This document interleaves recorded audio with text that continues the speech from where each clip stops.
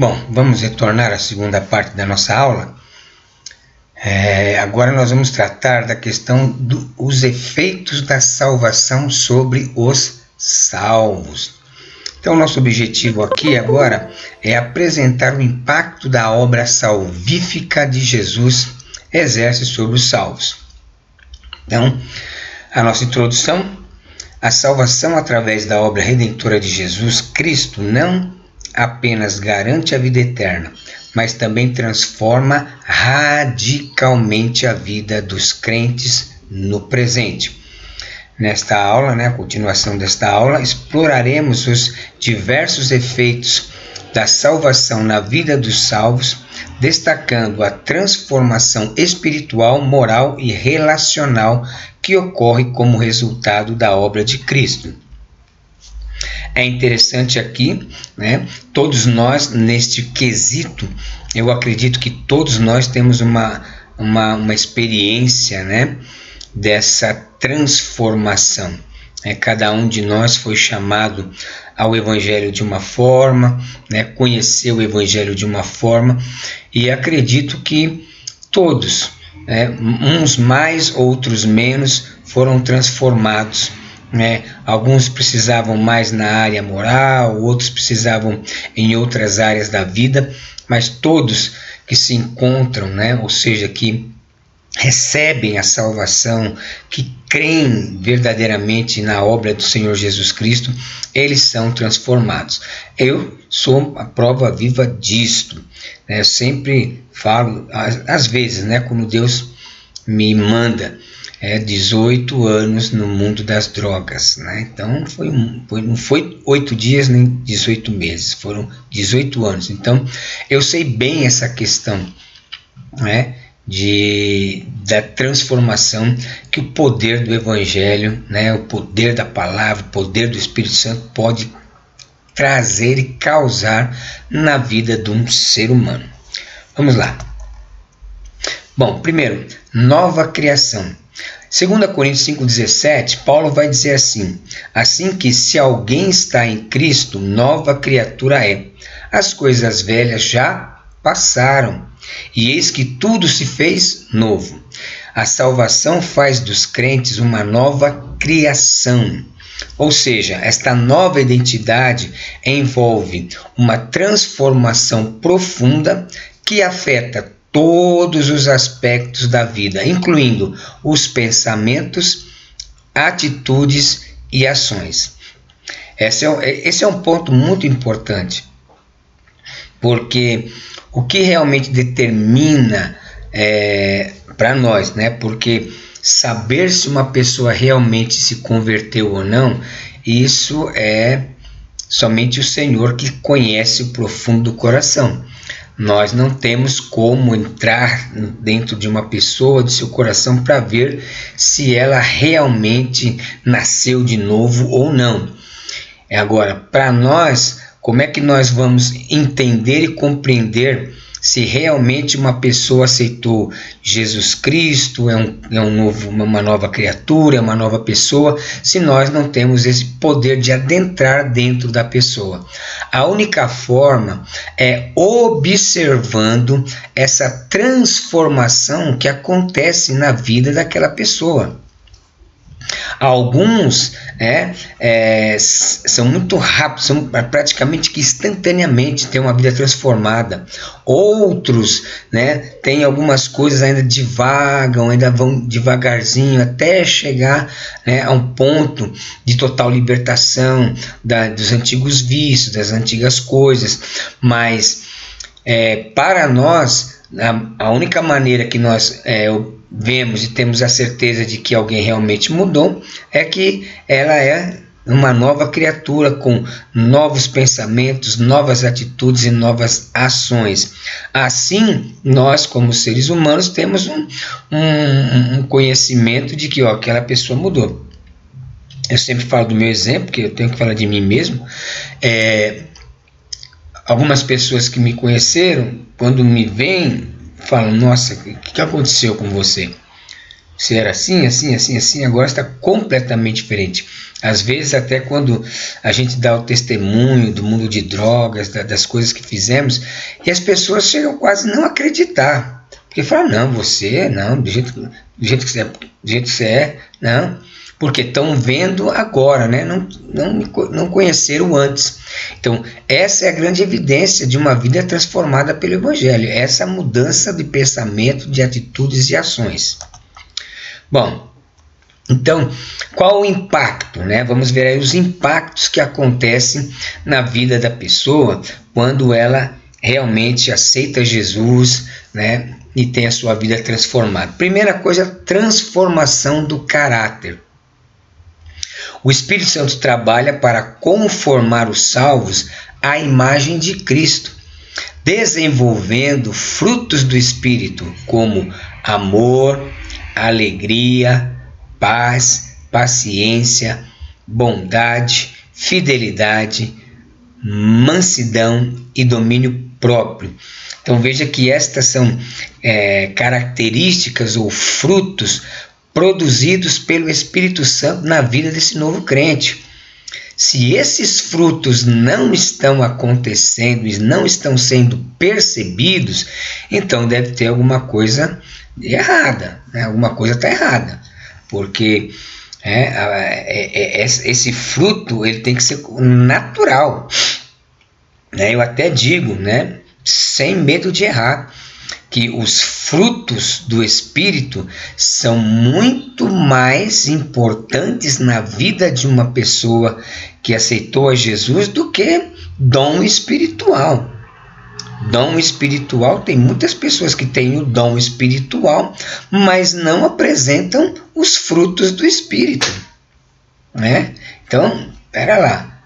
Agora, quando a pessoa é transformada, esses frutos começam a fazer parte.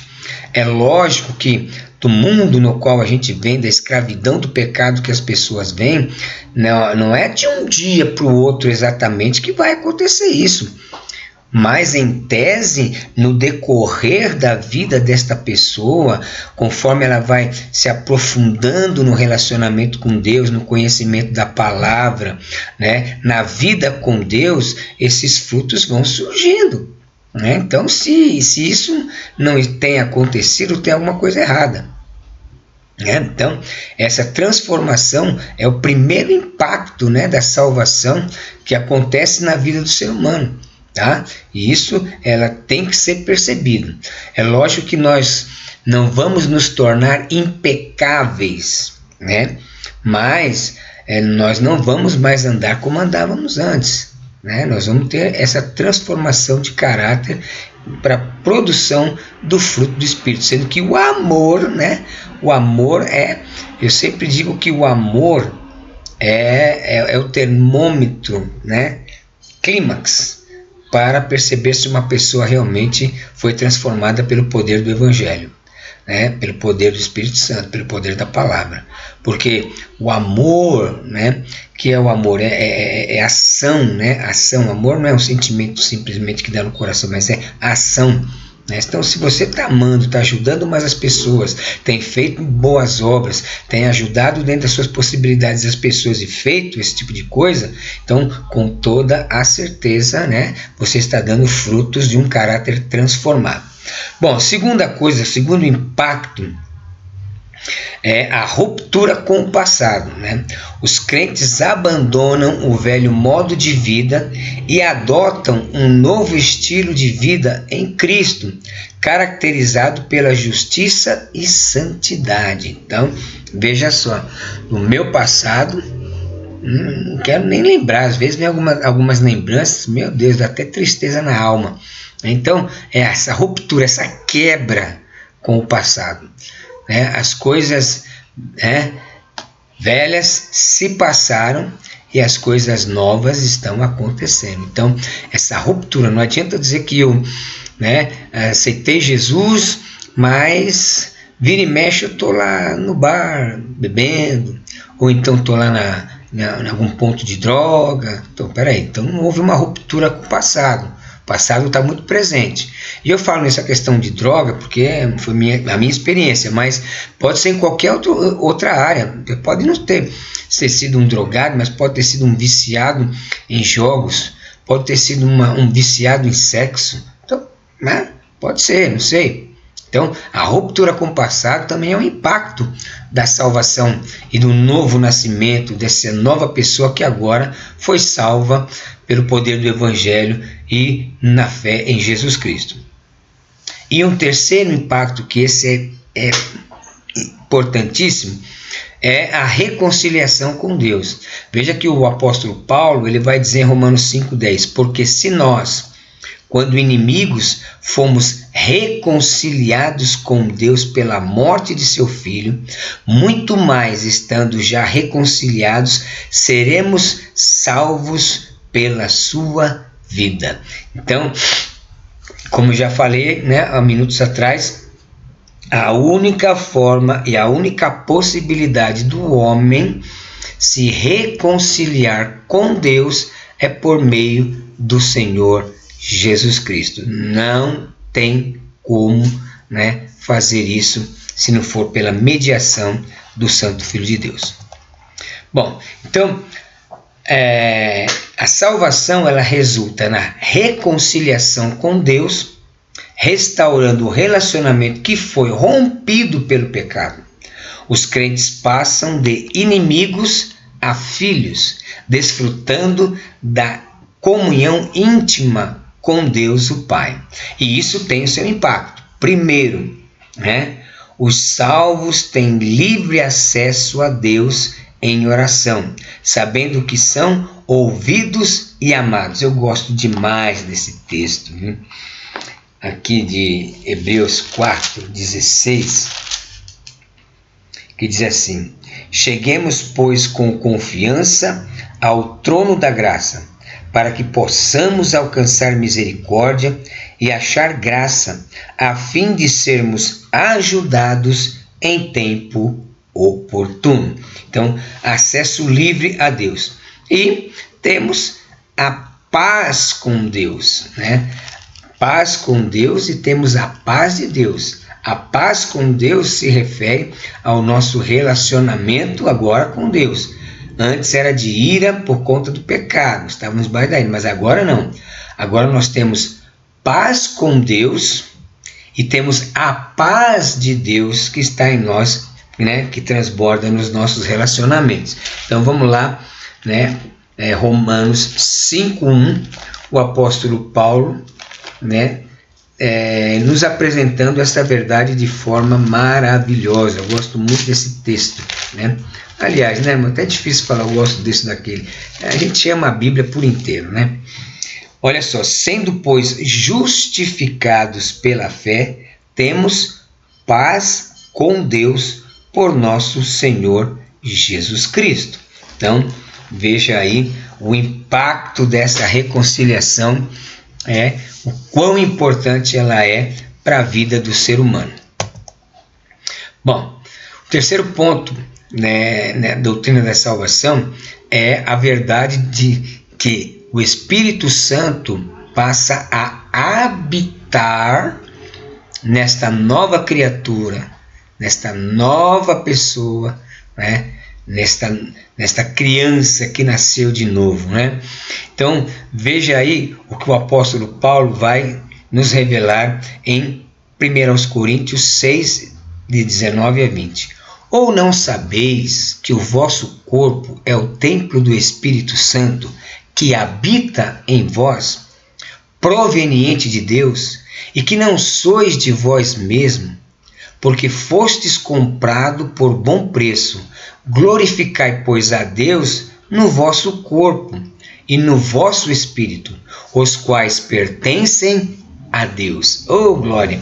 Então, veja, o Espírito Santo passa a habitar nos salvos, capacitando-os e guiando-os na vida cristã. Esta habilidade divina transforma os crentes dentro da igreja para fora, tornando-os templos vivos de Deus. Ou seja, né, nós estamos lá dentro da igreja, né, E nós somos a igreja não é um prédio, a igreja somos nós. Então, todo lugar que você é a igreja do Deus vivo. Por quê? Porque o Espírito Santo habita em você, em mim. Por isso que a importância do testemunho, porque sendo templo de Deus, nós somos observados pelo próprio Deus, somos observados pelos anjos, somos observados pela sociedade, somos observados pela família, nós somos observados por todas as pessoas. Então, por isso que você percebe que quando uma pessoa do mundo faz alguma coisa, pratica alguma coisa, nem se fala muito, mas vai o crente fazer alguma coisa errada, a primeira coisa que o diabo instiga as pessoas a falar, você não é crente. Você não é crente. Então, essa habitação do Espírito Santo, ela é fantástica na nossa vida. E ela também tem um impacto, Primeiro, olha aí, capacitação para o serviço. O Espírito Santo nos dá dons espirituais, aos quais para a edificação da igreja e o serviço do reino de Deus. Então, lá no capítulo 12, nós temos lá a lista de dons espirituais. No capítulo 4 de Efésios, também Paulo fala sobre os dons espirituais, e lá em Efésios ele diz que os dons espirituais é dado à igreja, principalmente os ministeriais, para a edificação da igreja, do corpo de Cristo. Então, agora imagine uma pessoa que entristece o Espírito Santo, ele não vai ser capacitado para o serviço. Esse é um dos primeiros resultados, tá? Vamos lá. Santificação. O Espírito trabalha continuamente na vida dos crentes, santificando-os e moldando-os à imagem de Cristo. Então, sem a atuação do Espírito Santo não há santificação. Não tem jeito, não conseguimos viver uma vida de santidade pelas próprias forças, pelos próprios méritos. Não tem como, não adianta nem tentar. Vamos aqui, 2 Tessalonicenses, capítulo 2, no verso de número 13. Então vamos lá, 2 aos Tessalonicenses 2:13. Paulo falando à igreja de Tessalônica. Mas devemos sempre dar graças a Deus por vós, irmãos amados, Mas devemos sempre dar graças a Deus por vós, irmãos amados do Senhor, por vos ter Deus elegido desde o princípio para a salvação em santificação do Espírito e fé da verdade. Então, eu vou repetir porque deu uma gaguejada aqui, não sei porquê.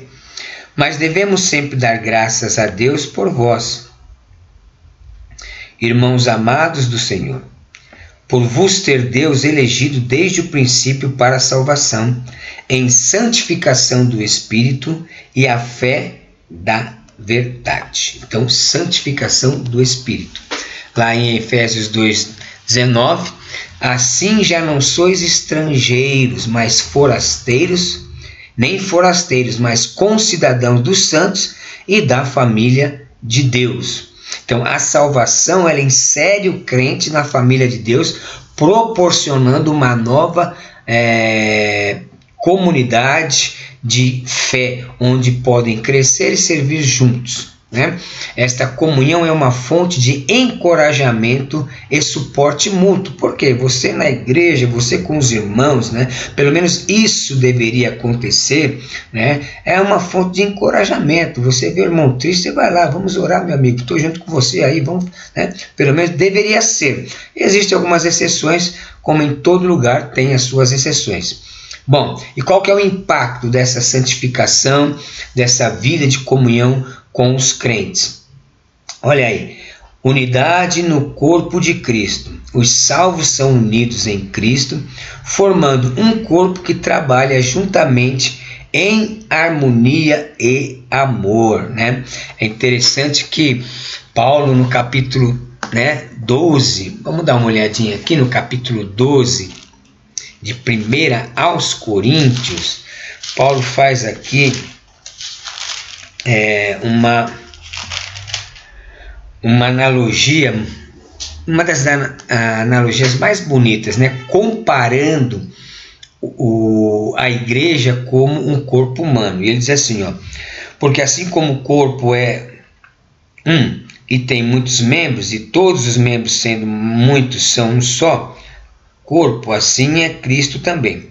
Pois todos fomos batizados em um Espírito, formando um corpo, quer judeus, quer gregos, quer servos, quer livres, e todos temos bebido de um Espírito.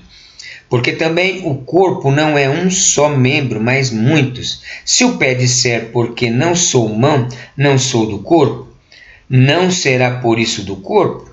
E se a orelha disser, porque não sou o olho, não sou do corpo, não será por isso do corpo? Se todo o corpo fosse olho, onde estaria o ouvido? Se todo fosse ouvido, onde estaria o olfato? Mas agora Deus colocou os membros do corpo, cada um deles como quis. E se todos fossem um só membro, onde estaria o corpo? Então essa é uma das analogias mais lindas e que ela tem que produzir na vida do cristão até uma humildade, né? Ninguém faz a obra sozinho, precisamos um dos outros, né? Talvez a um Deus dá um dom, né? A outro dá outro dom, né? Uns pregam, cantam, um tem dom de milagre, tem dom de revelação, mas todos têm uma funcionalidade dentro do corpo que não dá para tirar. Eu não posso chegar, eu como pastor hoje, não posso chegar e falar, diácono, não preciso de você, não, que é isso? Eu não posso chegar na líder do círculo de oração e falar, não, irmão, não preciso da senhora não, como não? Né? Então, todos precisam de todos são importantes, independente da tua função. Ah, pastor, mas eu não tenho função nenhuma na igreja, só vou lá cultuar mesmo e adorar. Não, mas você está lá cultuando a Deus, você faz parte do corpo, né? Você não pode ser tirado. Né? Se você não estiver naquele lugarzinho ali, vai fazer falta. Então o corpo de Cristo tem que viver esta unidade, não disputa, né? Quem prega mais, quem prega menos, quem canta mais, quem canta menos. Deus usa cada um do jeito que quer. E quando a igreja compreende isso, nosso crescimento é fantástico. Tá? Bom, encorajamento e suporte é outro impacto, né? A comunhão entre os crentes proporciona encorajamento e suporte espiritual, emocional e material. Vamos lá em Hebreus, capítulo de número 10, versos 24 e 25. Diz assim: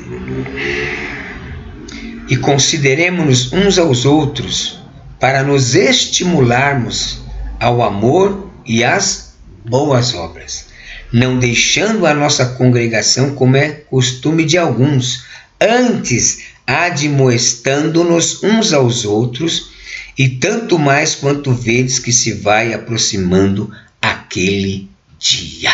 Oh, glória! Então, né, não tem como, né, nós dizermos que não precisamos uns dos outros. Bom, outra questão importantíssima é a segurança e esperança eterna.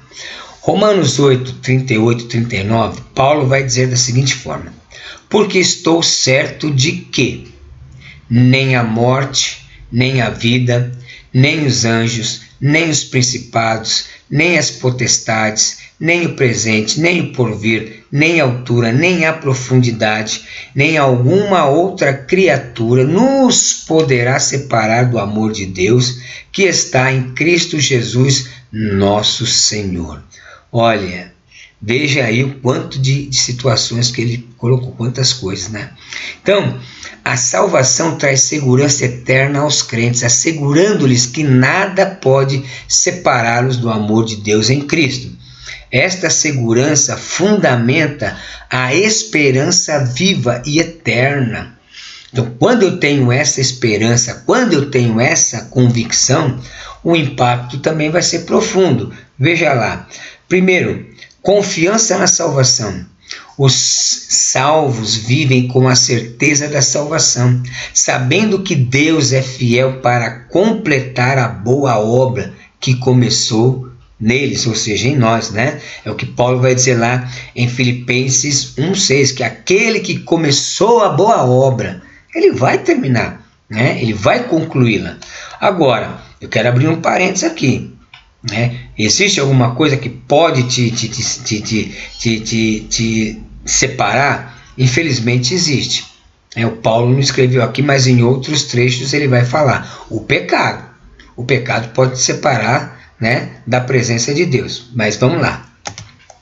Bom, outra questão, né, que é o impacto que causa na sua vida é a esperança da vida eterna.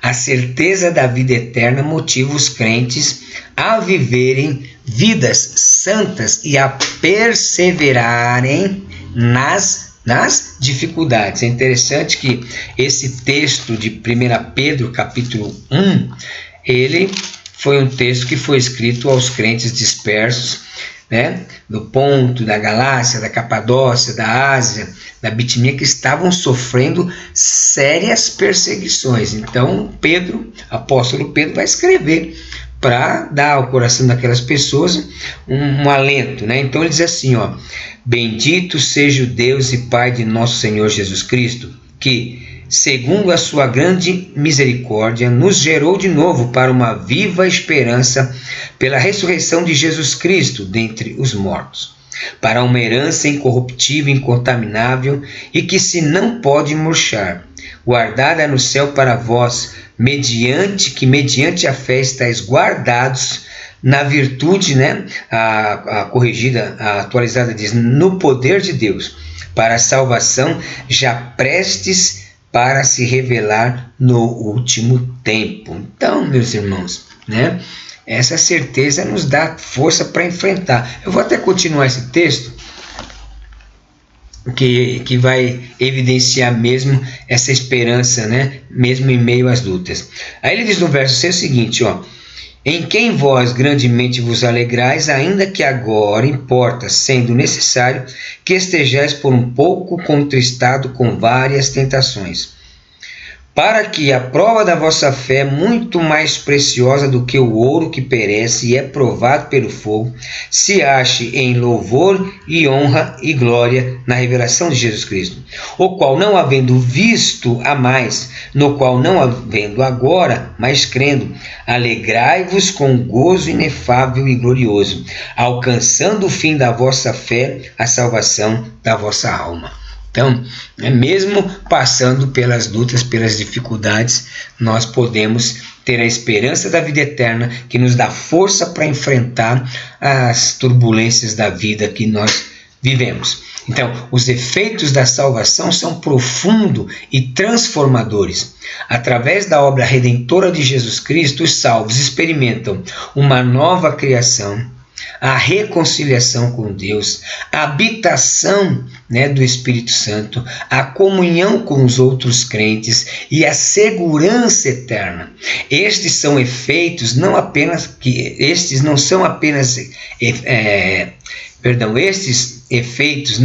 garantem a vida eterna, mas também capacitam os crentes a viverem vidas de plenitude, serviço no presente.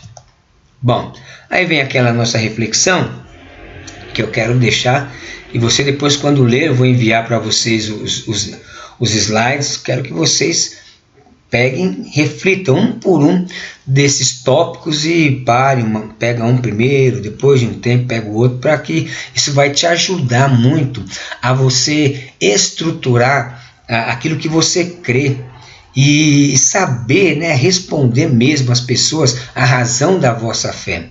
Então a primeira reflexão é aí, ó: como você tem experimentado uma nova criação em sua vida?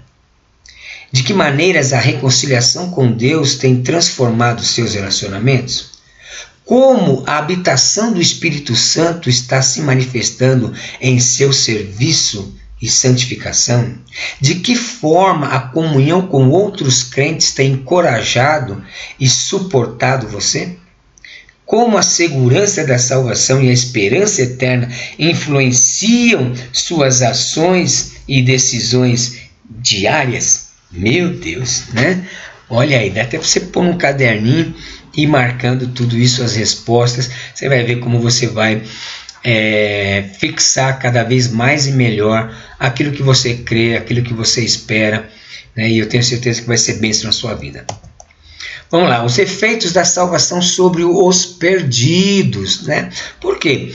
A salvação tem um efeito para quem é salvo e tem um efeito para quem não vai alcançar a salvação, para aqueles que vão rejeitar a oferta graciosa de Deus. Então, o objetivo aqui é apresentar o impacto potencial que a obra salvífica de Jesus exerce sobre aqueles que ainda não aceitaram a salvação, com um enfoque na retribuição, conforme Gálatas 6,8, e o destino dos condenados, conforme 1 Coríntios 15, 36 a 38 e 42 a 44. Então vamos lá. A salvação oferecida por Jesus Cristo traz consigo a promessa de vida eterna e uma transformação para os que aceitam. Para os perdidos, ou seja, aqueles que rejeitam essa oferta, há consequências sérias descritas nas Escrituras. Então, essa vai enfocar a questão da retribuição, ao invés do castigo eterno e o destino final dos condenados. Vamos lá. Bom, primeira coisa é a lei da semeadura. Veja que Gálatas 6,8 vai dizer: porque o que semeia na sua carne, da carne colherá a corrupção, mas o que semeia no Espírito, do Espírito colherá a vida eterna. A retribuição divina segue o princípio da semeadura e colheita. As ações e escolhas feitas pelos indivíduos têm consequências que se manifestam tanto nesta vida quanto na eternidade, né? A lei da semeadura é algo assim que é incontestável, né? A gente vive isso todo dia, a gente vê isso todo dia, a gente mesmo passa por isso todo dia, né? As sementes que nós vamos plantando na nossa vida, lá na frente a gente vai colhendo, né? Por isso, crente, cuidado, plante coisas boas, tá? E outra, a decisão do que vai ser na eternidade é agora, né? Na parábola do rico e do Lázaro, Jesus, quando o Lázaro disse: ô pai Abraão, pede para Lázaro ir lá na minha casa avisar os meus irmãos para que eles não venham para esse lugar de tormento. O que Abraão respondeu para ele? Olha, eles têm Moisés e os profetas, ou seja, eles têm a palavra, né? Se eles não ouvirem a palavra lá, não adianta, quando chega aqui não tem como, né? Quem está aqui em cima não pode descer, quem está embaixo não pode subir. Ou seja, apresentando a grande verdade de que a escolha do que será da sua eternidade é hoje, é agora, é nessa vida, né? Então é importante a gente ter isso em mente, né? Para que a gente possa viver, né? E pensar bem nas nossas ações, naquilo, como nós vivemos, e também anunciar a outros, falar: ó, cuidado, a decisão é aqui, depois que fechou o olho, meu amigo, não tem jeito, tá? Então vamos lá. Qual que é o impacto disso? É corrupção versus vida eterna. Aqueles que vivem segundo a carne, rejeitando a salvação, colherão corrupção. Em contraste com aqueles que semeiam no Espírito, aceitando a obra redentora de Cristo, colherão a vida eterna. É o que está claro no verso que nós acabamos de ver agora. Segundo, a responsabilidade pessoal.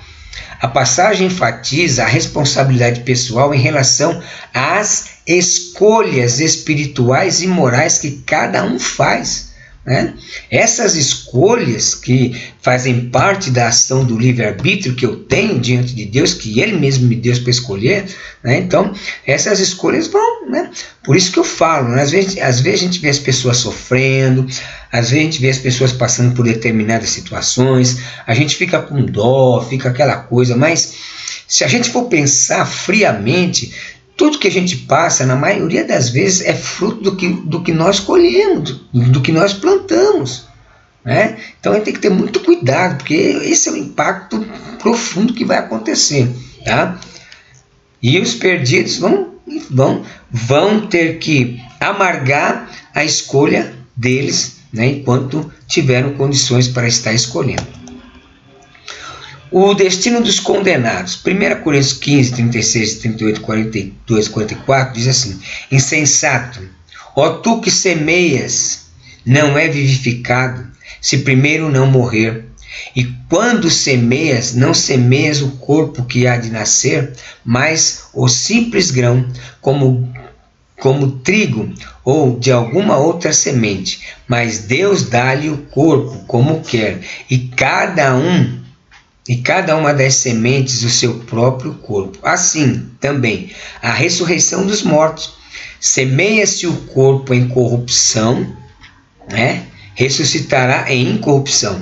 Semeia-se em desonra, ressuscitará em glória. Semeia-se em fraqueza, ressuscitará em poder. Semeia-se o corpo natural, ressuscitará o corpo espiritual. Se há corpo natural, há também corpo espiritual. Então, a passagem de 1 Coríntios aborda a ressurreição dos mortos, explicando a diferença entre o corpo natural e o corpo espiritual.